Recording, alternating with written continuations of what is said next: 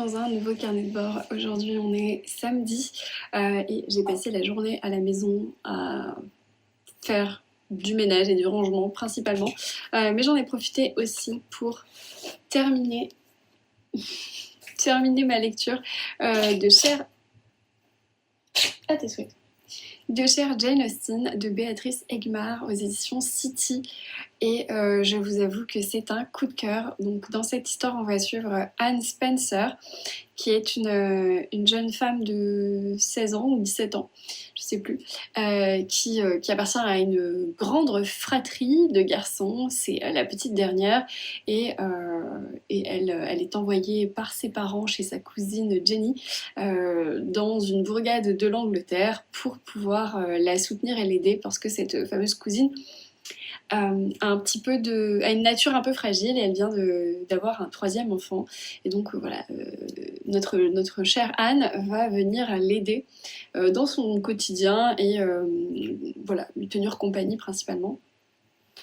Sauf que bien sûr quand elle arrive chez cette cousine qu'elle ne connaît pas, même si la cousine et son mari sont fort adorables, elle s'ennuie un petit peu et Anne est passionnée de littérature. Donc elle va rapidement se tourner vers un livre, notamment un cadeau qu'a fait le cousin à la cousine, enfin l'époux à la femme. Et il s'agit de romans de Jane Austen, à savoir, c'est pas Raison et Sentiment au début, c'est Orgueil et Préjugés.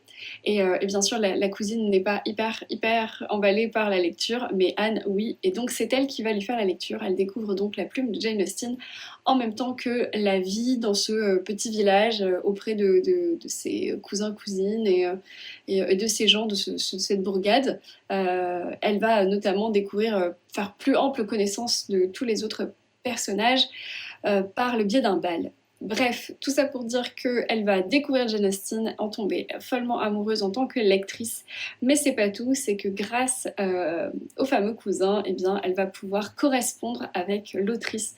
Et en tant que lectrice passionnée et adolescente, elle est complètement emportée par le fait que Jane Austen soit accessible et puisse éventuellement lui répondre. Ça reste un Cozy Mystery, donc comme vous en doutez, il y aura aussi un cadavre dans toute cette histoire. Et eh bien, notre chère Anne et Jane Austen vont échanger à ce sujet. Et elle va avoir un peu un effet de conseillère sur notre héroïne. J'en ai déjà dit beaucoup, donc je vais m'arrêter là, mais vraiment c'était adorable comme histoire. Je vous l'ai dit dans le précédent carnet de bord, j'ai trouvé que c'était bienveillant, doux, immersif, fidèle vraiment à l'ère austinienne. Alors, je sais que je parle souvent de Jane Austen comme faisant partie de l'ère victorienne, mais effectivement, l'une d'entre vous m'a reprise, c'est Jane Austen est plutôt au début du 19e et l'ère victorienne est à partir de la moitié du 19e. Donc autant pour moi, il y a quand même 20 ans d'écart. Néanmoins, dans mon esprit, l'ambiance qu'il pouvait y avoir à l'époque, eh bien, reste un petit peu similaire et c'est ça dont je voulais vous parler. Donc ici, on prend beaucoup de thé, on boit beaucoup de thé, on se rend beaucoup visite, on fait des balades, on fait des pique-niques, on fait des bals, on s'écrit des lettres et voilà. Et en même temps, on résout des crimes. Donc vraiment, j'ai trouvé ça génial.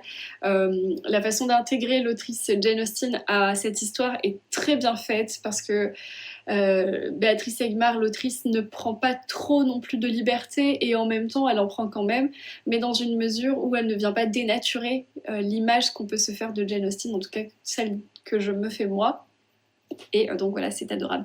Bref, j'ai beaucoup aimé. Alors, j'ai un peu vu venir le truc en termes de... disons qu'à la deuxième moitié du roman, j'avais des gros soupçons sur un personnage et voilà, c'est avéré que c'était ça, mais vraiment, j'ai passé un moment délicieux. Donc je suivrai avec grand plaisir cette saga, la suite. Je sais pas quand ça sort. Je crois que c'est en 2026. L'une d'entre vous m'a envoyé un message pour me le dire. J'ai pas notifié, j'en suis navrée.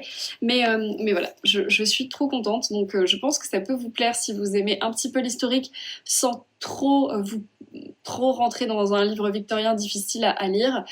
Si vous aimez un peu l'ambiance Bridgerton, dans le sens où il y a des commérages, ou dans le sens où il y a des balles, des lettres et ce genre de choses, voilà, vous pouvez totalement aimer chère Jane Austen. En tout cas, rien que pour le design du livre, je vous le recommande. Donc voilà, c'était ma lecture papier. Et du coup, j'ai hésité entre deux lectures pour la suite, mais je crois que mon choix est fait parce que... Les ciseaux là. Parce que j'ai hésité entre deux lectures. J'ai hésité donc avec Les Brumes de Glenn Hollow, de Sarah Yarmond, et La vie invisible d'Adi Larue, de V.E. Schwab. Les deux m'ont été très largement conseillés et je pense que je vais aimer les deux. Néanmoins, je pense que je vais lire La vie secrète, invisible, pardon, d'Adi Larue, parce que comme vous le savez, j'ai repris à l'audio Les Hauts de Hurlevent, parce que j'ai envie de réécouter l'histoire des Hauts de Hurlevent, du coup, avant la sortie cinématographique, adaptation libre, pardon, des Hauts de Hurlevent de Emily Brontë, avec l'actrice notamment Margot Robbie, que j'aime beaucoup. Et donc j'avais envie de me replonger dedans. Donc ce qui fait qu'à l'audio, je suis dans Les Hauts de Hurlevent. Et là, j'ai peur que ça soit un peu trop similaire dans l'ambiance, dans le style, dans le nom des personnages, et que ce soit un peu confusant. Donc pour rappel, là ça se passe en 1851 dans les Highlands, dans le domaine isolé de Glen House. Les sœurs Hallowby grandissent sous le regard exigeant de leurs parents. Isobel, l'aînée, belle et ambitieuse, incarne tous les espoirs de la famille. Elspeth, discrète et rêveuse, trouve refuge dans la lande, la peinture, la tendresse silencieuse de son chien. Alors que les Hallowby misent tout sur un mariage avantageux pour redorer leur nom, Isobel est promise à Douglas Drummond, héritier d'un puissant clan. Derrière les apparences du beau parti, l'union cache les ombres que personne ne veut voir. Bientôt, le vernis des convenances se fissure, les tensions s'enveniment, mais le poids du passé consume les cœurs, jusqu'au jour où l'une des sœurs Hallowby disparaît dans les eaux noires du Loch.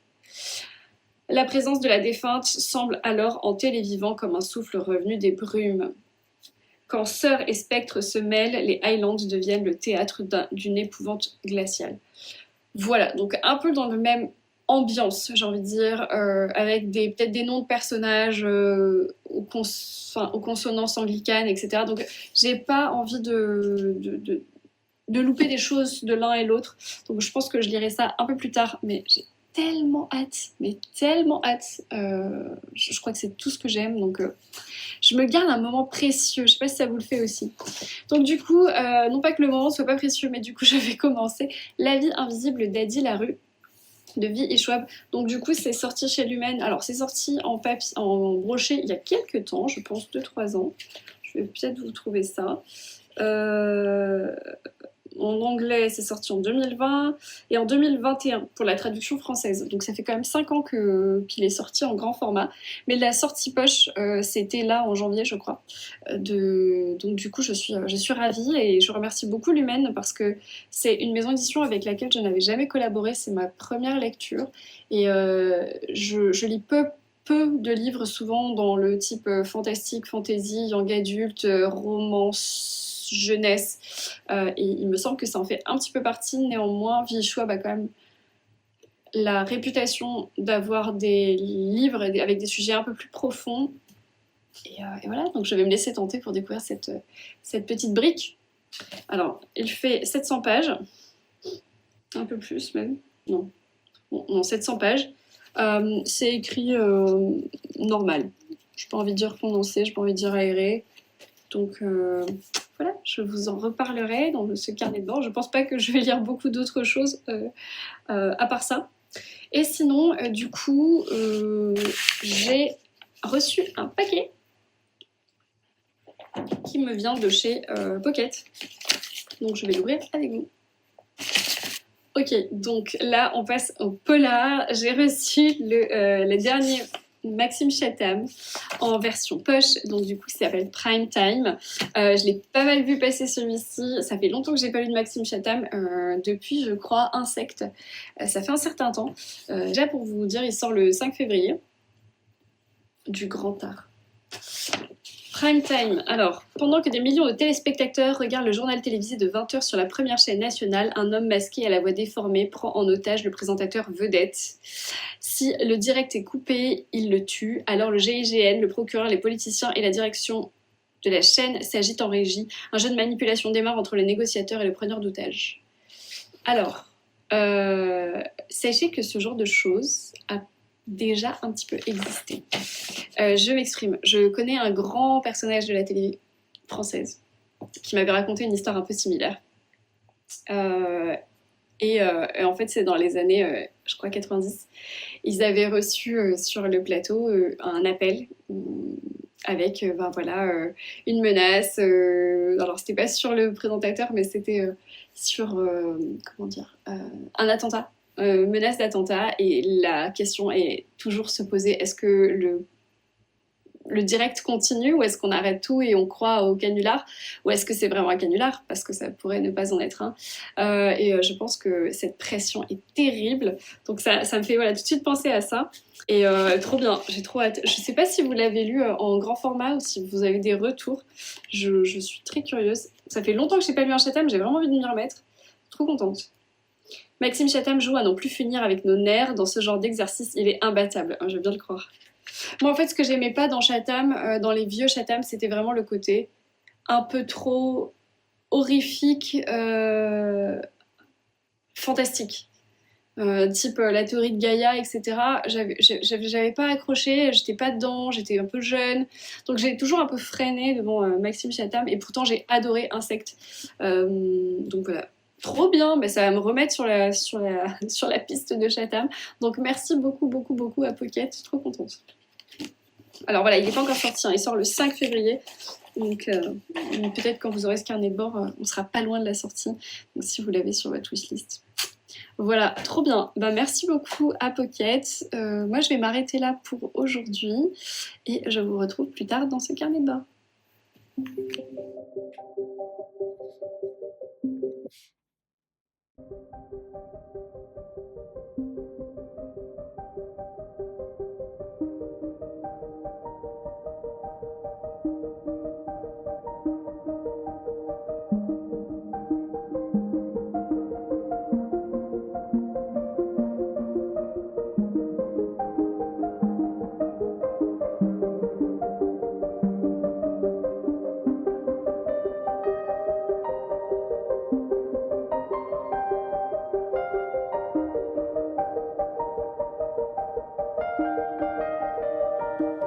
Hello, aujourd'hui on est lundi, j'espère que vous allez bien.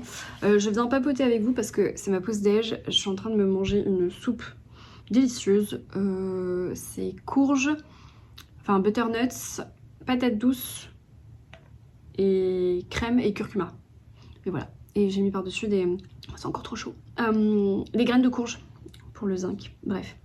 C'est encore un peu trop chaud, donc le temps que ça refroidisse, je vais vous parler 5 minutes de ma nouvelle lecture parce que ce week-end, j'ai commencé une nouvelle lecture. Vous savez que j'ai terminé Chère Jane Austen.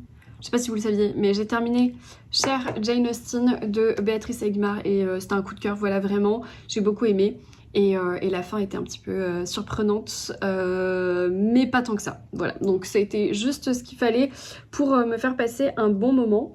Et surtout me donner très envie de relire un Jane Austen. Donc bon, je suis en train d'écouter Léo de Hurlevent d'Emily Brontë, donc ça va, je suis un peu satisfaite en termes d'ambiance victorienne, mais j'ai très envie de me remettre dans Jane Austen, sachant que dans ce Cozy Mystery, il mentionne notamment Emma. Emma, je ne l'ai jamais lu. J'ai lu, bien sûr, Orgueil et Préjugés, Raison et Sentiment, qui est mon préféré, Persuasion, et j'en ai lu un autre... Suzanne, je crois, un truc comme ça, ou Lettre à Suzanne, un autre qui est tout petit. Mais je n'ai pas lu Emma, et je l'ai dans ma pile à lire depuis très très longtemps, je ne l'ai pas encore lu. Donc peut-être qu'un jour, mais bref, pour le moment, je suis dans ma lecture de La vie invisible d'Adi Larue, de Vie Schwab aux éditions Lumen. Et comme vous voyez, je l'ai déjà pas mal avancé. En réalité, je l'ai dégommé hier. Je suis page 184. Donc pour moi, c'est énorme dans un week-end de lire autant. Puisque je l'ai commencé samedi. Voilà. Et ben voilà, donc du coup, je me régale. D'ailleurs, j'ai pris mon plus beau marque-page de chez Léa Bouquet-Dict. Avec ce petit tartan pastel magnifique. Je sais, sûrement vous avez dû voir passer ce livre parce qu'il est sorti il y a déjà un moment. Vous l'avez vu passer, repasser et tout le monde a adoré.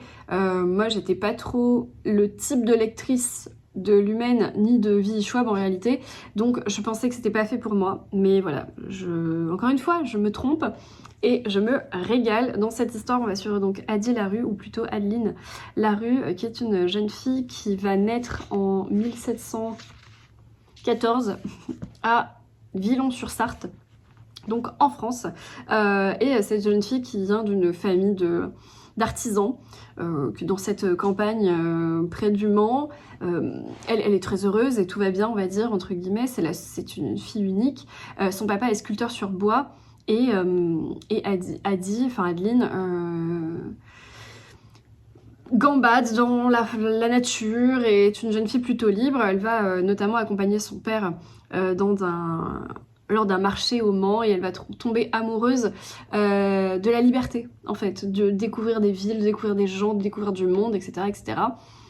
Ses parents commencent à la brider parce qu'elle devient adolescente, et ce n'est plus convenable pour une jeune fille d'aller de village en village, d'accompagner son père, etc. Et il faut songer à se marier, mademoiselle. Voilà, il faut se remettre dans le contexte, au début du XVIIIe siècle. Et Addie n'a absolument pas envie de se marier, mais elle veut rester libre. Et elle traîne souvent avec une vieille sorcière qui s'appelle Estelle. C'est rare d'avoir des Estelle dans des livres, mais je crois que je vais arrêter de dire ça parce que ça fait le 2e livre en un mois que je lis où il y a des Estelle dedans. Et donc Estelle, la vieille sorcière, la prévient, lui dit « Attention, il existe des dieux qui ne sont pas les dieux chrétiens, mais ce sont plutôt des dieux païens. Et si tu les pries très fort, et que tu leur donnes beaucoup de choses de toi que tu aimes et que tu adores, et tu leur donnes un peu des sacrifices en fait, ils peuvent réaliser des souhaits, mais attention, ne prie pas les dieux à la nuit tombée, parce que en gros, ils sont très méchants et ils voleront ton âme. » Arrive rapidement, je vous spoil rien parce que ça c'est dans la 4e. Arrive rapidement que Addie a 23 ans et qu'elle est déjà vieille, et on la marie plutôt de force. Et le jour de ses noces, eh bien, elle s'enfuit dans la forêt et elle va finir par prier les dieux, et pas les bons, qui vont lui négocier son âme contre la liberté, la totale liberté dont elle rêve. Et son rêve, c'est que plus personne ne l'embête et qu'elle puisse être complètement libre d'aller, venir, de vivre, d'aimer ou de ne pas aimer. Sauf que bien sûr, la sentence est qu'elle va s'en rendre rapidement, compte rapidement, il manquait un mot dans ma phrase, elle va s'en rendre compte rapidement, mais en contrepartie, eh bien, les gens vont totalement l'oublier. C'est-à-dire que chaque fois qu'elle est quelque part ou qu'elle réalise quelque chose, ça ne s'inscrit pas dans le temps, ni dans la mémoire. Donc, elle va croiser quelqu'un, elle va avoir 10 minutes de discussion avec lui, la personne va tourner la tête et va de nouveau la découvrir, parce qu'en fait, ils ne se rappelleront pas de lui avoir déjà parlé. Voilà, donc en fait, elle ne peut avoir de relation humaine et sérieuse avec personne, puisque personne ne se souvient d'elle, plus d'1 heure quoi par exemple. Et aussi tout ce qu'elle va réaliser, donc tout ce qui va être inscrit de sa patte, de sa main, dans quelque chose, genre un dessin, une lettre, quelque chose, ça va s'effacer, elle n'existera pas. Et donc elle va vivre comme ça pendant 300 ans. Et donc on a en fait un parallèle, puisque c'est une double temporalité, où on est en 1714 puis en 2014 à New York, où on va retrouver Adeline, donc dans cette vie très seule et très malheureuse en réalité, où elle ne peut s'inscrire dans la mémoire de personne, et donc chaque jour elle redécouvre la même personne, enfin la même personne la redécouvre, mais elle entretient des relations depuis des mois avec les mêmes personnages, sauf que ces personnages à chaque fois lui disent la même chose, etc. etc. C'est un monde sans fin, et en fait elle est passionnée par l'art, avec un grand A, et notamment la lecture. Et donc elle va flâner de librairie en librairie jusqu'au jour où elle va rencontrer un libraire qui se souvient d'elle. Voilà où j'en suis. Et c'est juste hyper addictif. Je vous spoil rien parce que tout est écrit là, en réalité. Et clairement, toute cette introduction, elle était nécessaire à me hyper et aussi à me faire durer, dans le sens où moi j'attendais la rencontre avec le libraire. Et j'en suis là. Et je ne pouvais pas lâcher mon livre. Et donc hier soir, j'ai pris un bain, pour rien vous cacher. Et puis, l'eau est devenue tiède. Et puis, l'eau est devenue froide. Et puis, je me disais, bon, un chapitre et je sors. Encore un chapitre et je sors. Encore un chapitre et je sors. je suis restée beaucoup trop longtemps et j'avais un peu froid, mais vraiment pour vous dire, le côté addictif de cette écriture, ce sont des chapitres courts, il y a cette double temporalité, on va passer par une analyse de la société, on va passer par plein de choses. Et j'aime vraiment beaucoup. Voilà, donc je suis très surprise de mes goûts. Il y a ce côté très légèrement fantastique parce que effectivement, dealer avec un dieu sombre et échanger un souhait contre une compensation, voilà, c'est la partie fantastique. Mais ça s'arrête là. Il n'y a pas de magie, il n'y a pas de dragon, il n'y a pas de trucs comme ça. Ça s'arrête là. Et le reste est très tangible. Donc on va traverser les rues de New York, on va aller dans des musées, on va avoir des histoires de guerre, on va avoir... Parce qu'elle, elle a tout vécu, ça fait 300 ans qu'elle existe. Donc il y a plein de choses culturelles qui viennent s'inscrire dans l'histoire et que j'adore. Elle va lire des livres, elle va lire l'Odyssée en grec, et donc elle va reparler d'Ulysse. Et ce sont des clins d'œil qui, moi, me tiennent en haleine aussi et m'interpellent et m'intéressent. Donc je continue ma lecture avec grand plaisir. Voilà, donc c'était pour ça que j'avais besoin de vous en parler.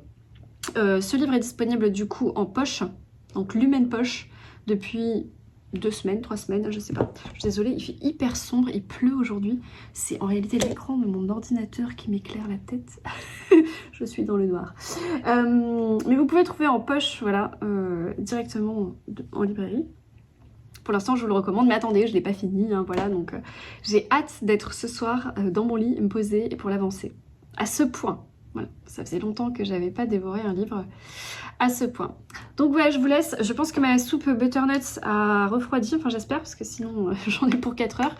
Donc je vais vous laisser là et je vous retrouve plus tard. Voilà ma fameuse soupe, mes graines de courge. Mais je voulais vous montrer, je me fais régulièrement des chips de chou cal. Je sais pas si vous savez ce que c'est le chou calé. Je les coupe en petits morceaux comme ça, je les masse à l'huile d'olive et au sel. Et je les mets au air fryer 10 minutes et ça fait des petites chips comme ça. Et c'est délicieux, c'est croquant, c'est savoureux. Et c'est très très très très bon pour la santé, riche en antioxydants, en chlorophylle, en vitamine A. Donc vraiment je vous recommande si vous avez un air fryer, c'est hyper simple. Et donc voilà, j'agrémente ça avec ma petite soupe pour ma pause déj. Voilà, je m'en leur dis juste là. Voilà, bon appétit. Je viens de voir que sur Netflix, ils avaient rajouté cette mini-série en 3 épisodes, les 7 cadrans d'Agatha Christie. Est-ce que ça vous parle? Est-ce que vous l'avez vu? Est-ce que c'est bien? Est-ce que je tente ou pas? Hello, j'espère que vous allez bien. Aujourd'hui on est vendredi, je n'ai pas posté de vidéo aujourd'hui parce que j'ai pas grand chose à vous dire en fait sur ce début sur cette semaine. Je n'ai pas beaucoup avancé. Adi Larue, La vie invisible d'Adi Larue, du coup je suis page 306 sur 700. Donc du coup je me suis dit que c'était pas essentiel de vous poster des vidéos aujourd'hui, mais je pense que la semaine prochaine j'aurai davantage avancé pour pouvoir vous en parler et voilà. J'ai très envie d'aller en librairie, j'ai très envie de me procurer un livre dont j'écoute le podcast. Je vous en ai parlé la dernière fois, c'est le podcast de Mel Robbins, du coup ça s'appelle Let Them, c'est la théorie Let Them Theory, et en fait il est sorti en papier il y a quelques temps déjà, je le sais, et j'ai pas encore trouvé l'occasion de me le procurer, mais comme j'ai réécouté un de ces épisodes qui vient de sortir là, et ben ça m'a redonné envie de me le procurer. Donc voilà, éventuellement si je passe en librairie, j'essaierai de trouver Let Them Theory, qui est la théorie de... Je ne sais pas comment on traduit, je sais pas c'est quoi le titre. De laisser couler, de passer votre chemin et laisser les gens faire ce qu'ils ont envie de faire. Voilà, entre guillemets. J'ai pas la traduction littérale, mais je vous mettrai sûrement l'image de la couverture. Bref, pour vous reparler de ma lecture de La vie invisible d'Adi Larue de V.E. Schwab aux éditions Lumen, je me régale. Je vous ai dit en début de carnet de bord que c'était pas très fantastique. Je retire un peu ce que j'ai dit parce que finalement le dieu de la nuit qui a transformé Adeline revient plusieurs fois dans le texte. Donc en fait, du coup cette redondance fait que ça nous rappelle au mysticisme. Ça vient faire un clin d'œil fantastique à chaque fois. Et là, la relation entre les personnages, elle est particulière et bon, j'aime beaucoup. Vraiment, étonnamment, j'aime beaucoup. Mais voilà, je retire un peu ce que j'ai dit, c'est pas si innocent que ça dans le sens fantastique. Il y a quand même des piqûres de rappel. Moi qui suis pas du tout une férue de fantastique, alors encore moins de fantasy, c'est complètement ok. Voilà, parce qu'on a bien compris que c'était un genre de dieu et qu'il venait sur Terre pour parler avec Adeline. Voilà, c'est tout, entre guillemets. Mais j'ai trop envie de savoir la suite, vraiment, j'aime trop. J'aime trop la plume, tout le mystère en fait autour de ce personnage. Ce personnage de Adeline, je l'adore. J'aime vraiment ses réactions, je la trouve vraie, je la trouve tangible, sincère et en même temps à la fois innocente et en même temps dure parce qu'en fait comme on fait des allers-retours dans le passé et dans le présent sur sa vie, en fait dans le passé elle est très innocente, très ingénue et en même temps la place de la femme à cette époque-là, donc au début du roman on est au début du XVIIIe siècle, donc on est en 1714. La place de la femme n'est pas du tout celle qu'elle va vivre en 2014 et parfois elle fait des comparatifs qui sont très justes mais qui sont aussi un petit peu des rappels sur l'évolution de notre société dans le bon sens et voilà bref donc je la trouve il n'y a pas de jugement, il n'y a pas de c'est pas négatif, c'est une espèce de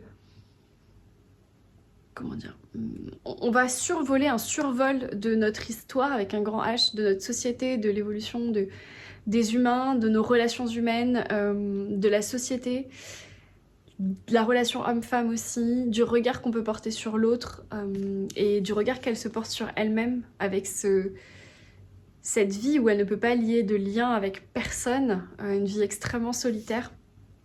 Mais est-ce qu'on serait pas en train de faire la même chose aujourd'hui en étant collés à nos écrans ? Bref, je vous reparlerai de ce livre plus tard. J'ai reçu un petit paquet. Un petit paquet. Ce n'est pas un livre, mais je suis très très contente d'avoir reçu ce petit paquet parce que vous allez le comprendre tout de suite. J'ai pris des ciseaux. J'ai eu la chance de recevoir... Je vais arrêter ça. De recevoir un message de la part de Anna Taé, donc vous savez cette petite entreprise qui est devenue bien grande, avec qui j'ai collaboré au début, à leur début, pour nous faire découvrir le matcha, notamment le matcha cérémonie que j'aime trop. Et voilà, et donc du coup on avait commencé à collaborer ensemble. Moi j'avais goûté leurs produits et j'étais vraiment tombée amoureuse. J'adore parce que déjà vous savez que je suis une matcha girl et je suis aussi une coffee girl. Vraiment, voilà, à partir du moment où il y a de la caféine, c'est pour moi. Sachant que le matcha contient plus de caféine que le café. Parenthèse. Et du coup, c'est vrai que le matcha, bah, moi j'adore. Je trouve que c'est très très plaisant au goût. Ça ne plaît pas à tout le monde, je comprends. Il y a un effet de mode aussi que je comprends. Par exemple, je suis pas du tout les ube latte, j'aime pas du tout, donc je suis pas du tout dans cette trend. Mais par contre, voilà, le matcha, c'est quelque chose que je consomme depuis des années maintenant. Mais selon la qualité de certains matchas, eh ben, on va avoir ce côté amer, un peu terreux, un peu goût de gazon, comme dirait ma mère. Et je peux comprendre que ça déroute et que ça, on n'aime pas. Mais eux, ils sont très très forts chez Anna Taé parce que du coup, ils n'ont pas du tout ce goût-là. Surtout celui qui s'appelle Cérémonie. Voilà. Alors, ce que je trouve génial, c'est que évidemment, on a un packaging éco-responsable. Moi-même qui ai fait des expéditions dans mon métier tous les jours, je cherche ce type de produit parce que c'est mon idéal en termes de marketeuse de pouvoir proposer la même chose. Donc bravo déjà pour vous à l'équipe. Il y a un petit mot qui est écrit à la main par-dessus, donc je trouve ça génial. Vraiment le packaging, trop fan. C'est éco-responsable, c'est intéressant, il y a tout, il y a de la mignonnerie et en même temps vous avez plein de QR codes pour vous aider aussi à faire un matcha. Trop bien. Alors du coup, qu'est-ce qu'on a ? J'en ai plus, du coup je trouve qu'on... Ah, il y en a deux. Elle est trop mignonne. Ah, alors qu'est-ce qu'elle m'a mis? Alors, un matcha cérémonie, celui dont je vous parlais, qui est sans amertume et qui est vraiment le basique et le best-seller que je vous recommande parce que celui-là je le connais, je l'ai poncé, j'ai déjà bu 2 boîtes ou 3 même. Et puis, alors là, elle m'a envoyé le Genmei. Je ne connais pas. Alors, c'est un goût de thé vert riz grillé moulu. Excellent. Et lui, par exemple, ils disent quoi? Sans amertume. Je suis très curieuse de découvrir ça, là, Genmei. Je sais pas si ça sent. On va la fermer. Bon, je vais pas ouvrir ça là parce que sinon je vais en mettre partout. Mais demain, là il est déjà 18h donc je vais pas faire un matcha maintenant parce que sinon je ne dormirai pas de la nuit. Quand bien même j'ai très envie de finir ça cette nuit, je vais pas prendre un matcha maintenant. Mais trop contente. Merci beaucoup à Nathalie, je vais goûter ça demain. J'en profiterai pour faire une petite photo aussi parce que j'adore, je trouve ça tellement instagrammable le matcha. Et voilà, merci beaucoup, je suis trop contente. Vous avez un code promo.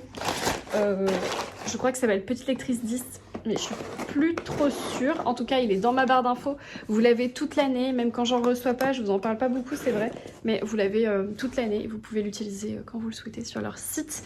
Et je vous invite à aller suivre aussi sur les réseaux parce que c'est une super équipe. C'est Camille qui a été en 2018 découvrir le matcha au Japon et maintenant, bientôt, déjà 8 ans qu'elle a créé ça. Et franchement, j'aime beaucoup les entreprises françaises à taille humaine qui se démènent pour trouver des beaux produits et essayer de faire des choses bien. Voilà, bon, c'est tout ce que j'avais à vous dire pour aujourd'hui. C'est la fin de journée là, donc il fait déjà nuit, c'est pour ça que je vous parle sous ma lampe. Je vais aller sûrement à la salle faire ma petite séance de sport.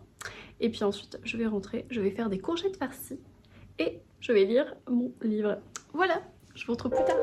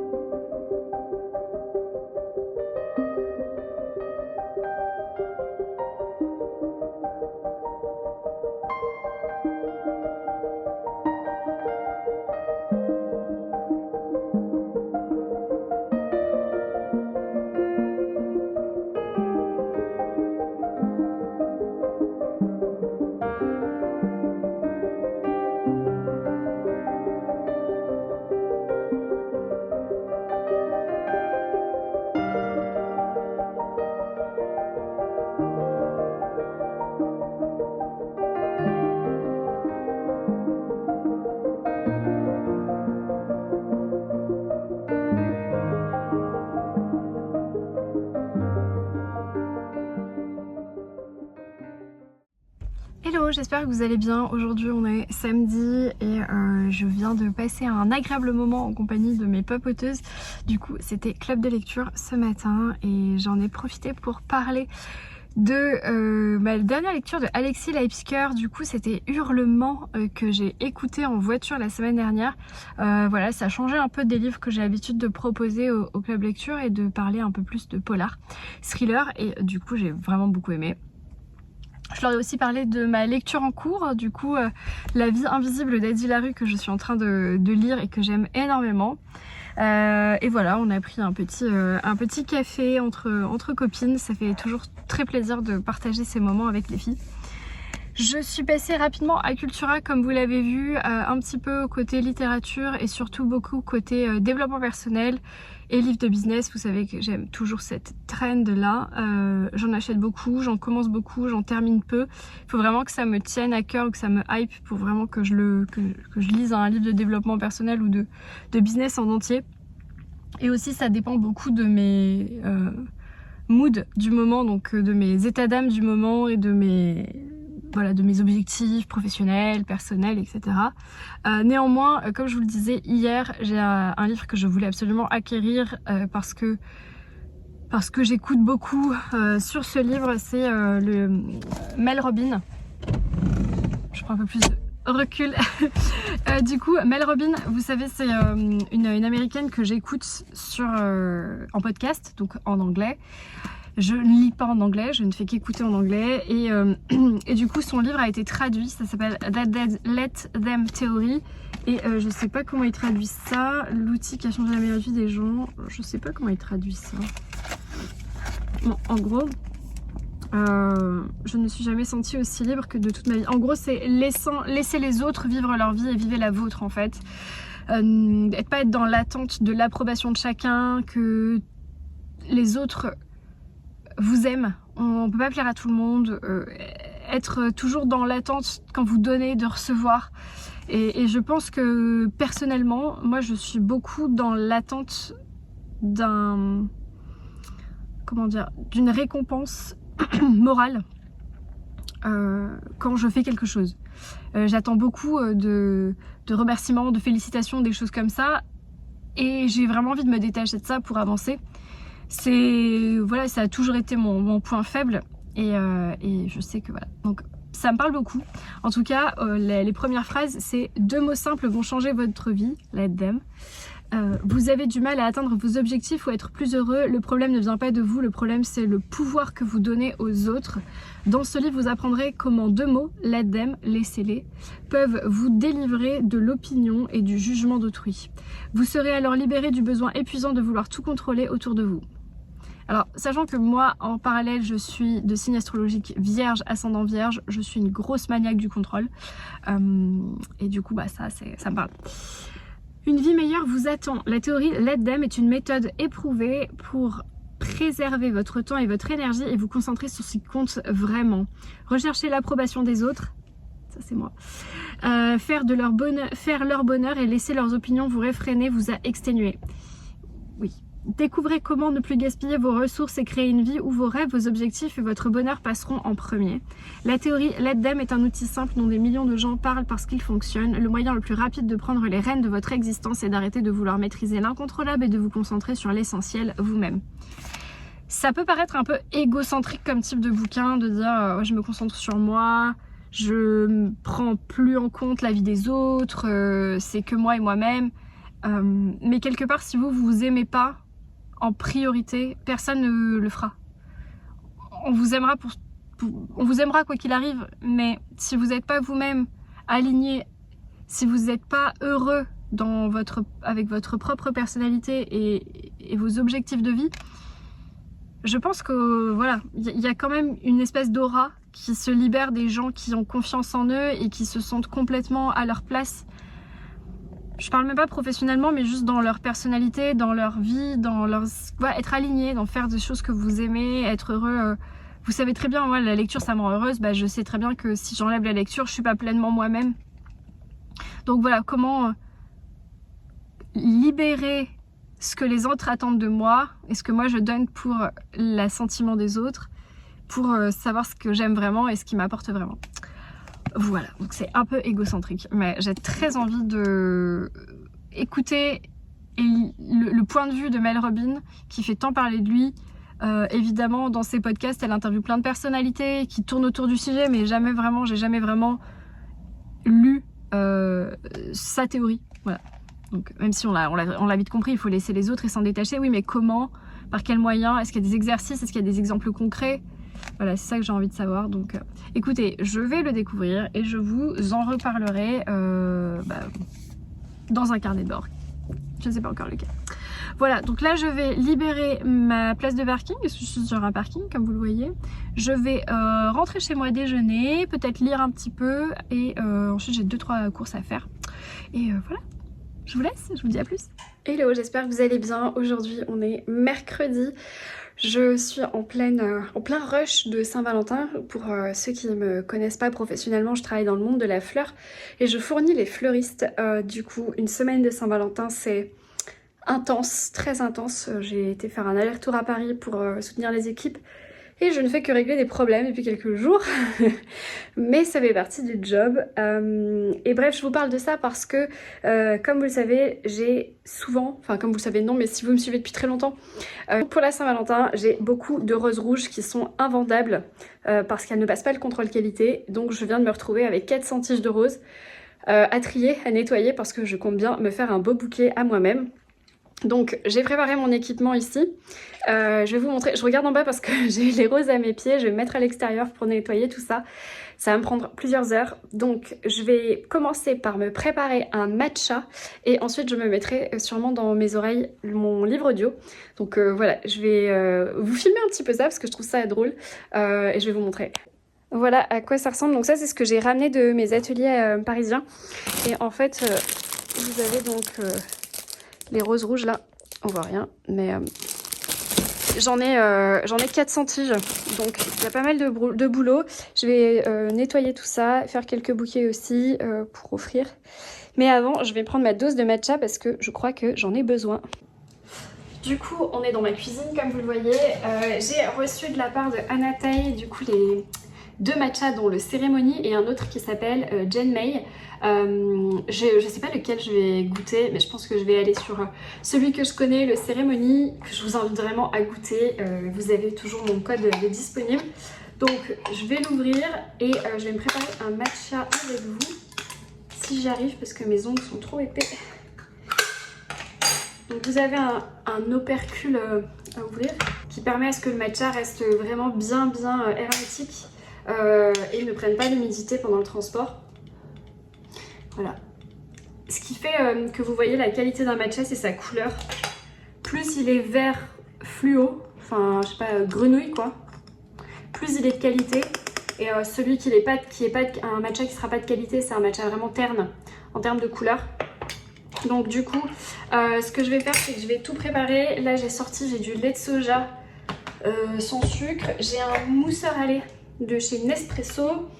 Je vais faire bouillir de l'eau et je vais pas faire mon matcha avec le shazen, avec le bambou. J'ai la flemme. Je vais faire avec le petit mousseur électrique. Mais voilà, moi je vais vous montrer ce que ça donne.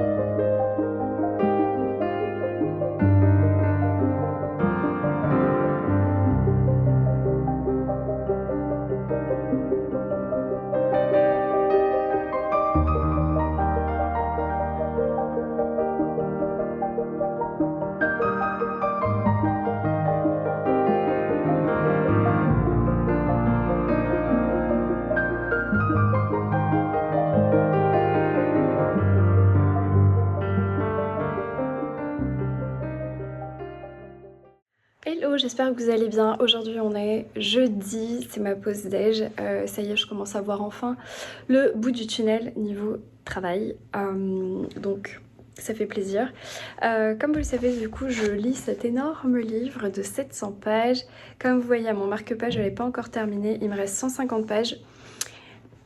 Du coup, de la vie invisible d'Eddie Larue, je suis page à 550 sur 700.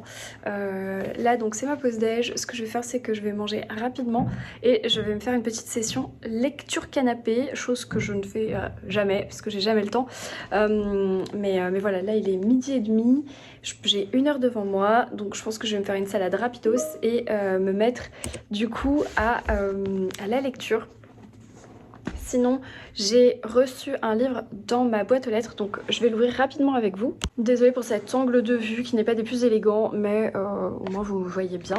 Du coup, j'ai reçu un petit livre qui me vient de chez Pocket, mais je sais pas ce que c'est.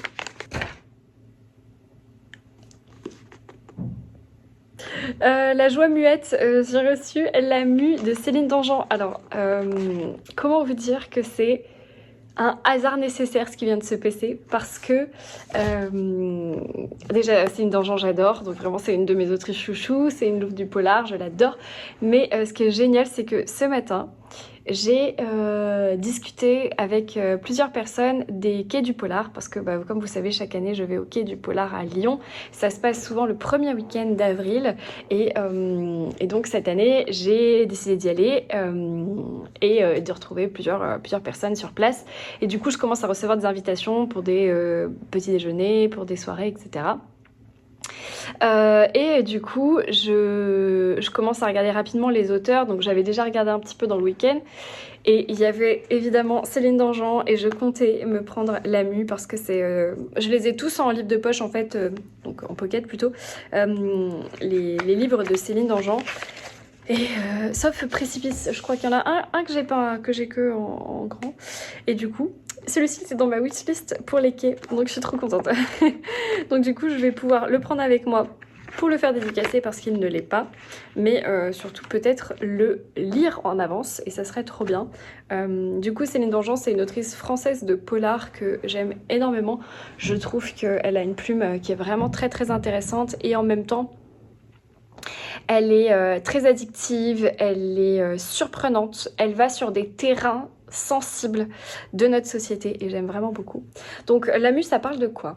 Il se tient devant elle et la scrute d'un œil brillant plein d'espoir parce qu'elle ne bouge pas. Le sourire du fou s'effondre et son regard devient noir et liquide comme du mazout. Alors maman, tu fais encore la zizanie?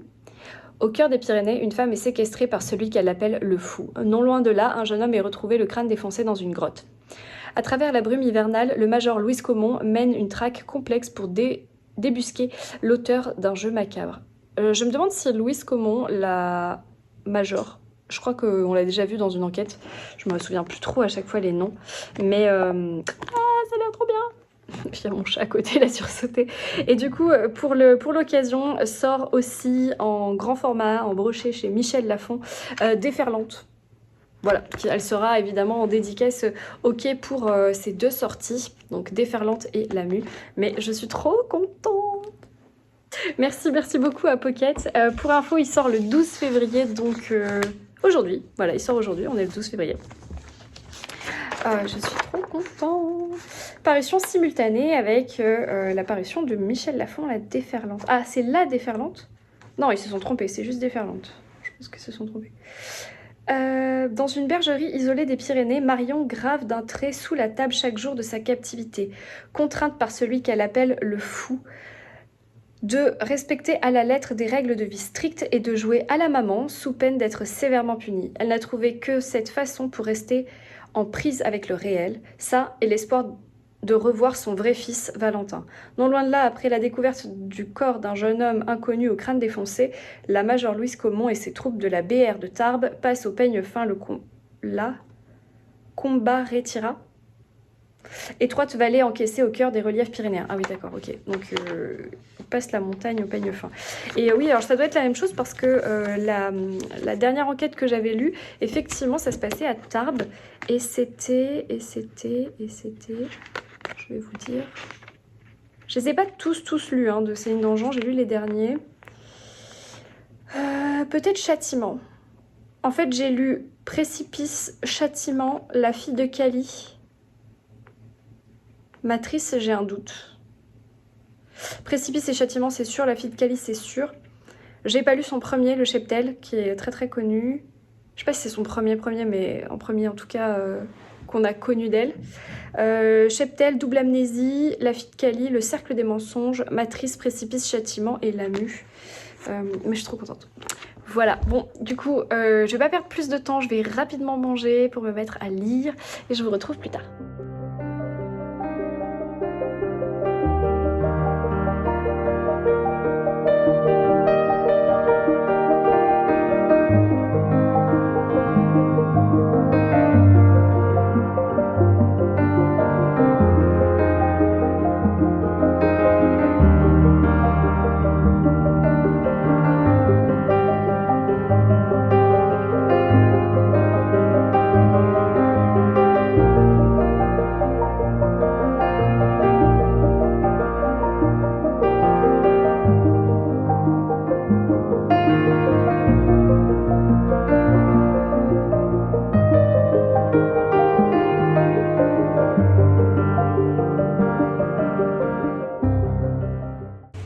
Aujourd'hui on est vendredi, je suis actuellement au travail, c'est la fin de journée, fin de semaine. J'ai pas conclu mon carnet de bord donc je vais le conclure ici. Mais simplement pour vous dire que j'ai terminé La vie invisible d'Adi Larue de V.I. Schwab hier soir. J'ai dégommé les 150 dernières pages, vraiment. C'était addictif sur la fin, j'avais vraiment envie de savoir. Et c'est pas un coup de cœur parce que j'ai trouvé qu'il y avait quand même quelques longueurs passées la page 500. Je pense qu'il y a une centaine de pages qui étaient en trop, on avait bien compris le concept. Mais sinon c'est vraiment un 9 sur 10, c'est une très très bonne lecture. Donc vraiment je suis très contente de l'avoir lu, d'avoir découvert sa plume. Donc je vous la recommande très chaleureusement si vous ne la connaissez pas et si vous n'avez pas lu La vie invisible d'Adi Larue. Voilà, j'espère que ce carnet de bord vous aura plu, vous aurez pu noter quelques lectures. En attendant, je vous souhaite un très bon week-end, une très belle semaine, de très bonnes lectures et je vous dis ciao et bonne Saint-Valentin.